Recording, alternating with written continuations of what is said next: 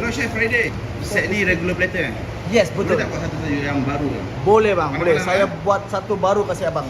Bang, abang nak tengok tak betapa juicy kita punya brisket PE bang? Boleh bang tunjuk saya bang? Boleh, boleh. Tengok ah. Jangan tutup mata tak bang. Okey. Baik. Mau Nampak? kecil-kecil Nampak? air dia, bang, eh? Nampak itu dia bang. Wah.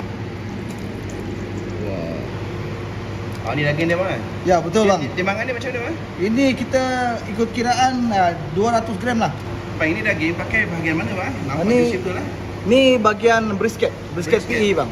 Point end bang. Ya, point So, and memang high betul. quality lah. Ini memang Oh. very good quality bang. Abang pun akan dapat Short rib short rib juga. Ya, Ini betul. masak berapa lama ni bang? Ini lebih kurang dalam 6 ke 8 jam bang. Ini kita pakai lem loin bang. Lembut. Ini lembut ke bang? Lembut bang. Abang nak tengok macam mana lembut dia? Okey cuba bang. Wow, terlepas dia punya tulang bang. Okey bang, abang punya regular platter dah siap bang. Dah siap dia, Masya Allah. Okey, siap, Sedapnya dia. Nak tanya, kedai kat mana dia? Kedai berdekatan dengan Hospital Besar Melaka bang. Okey.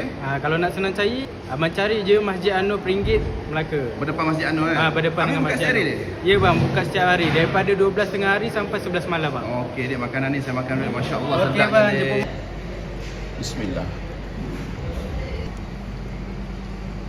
Bismillah.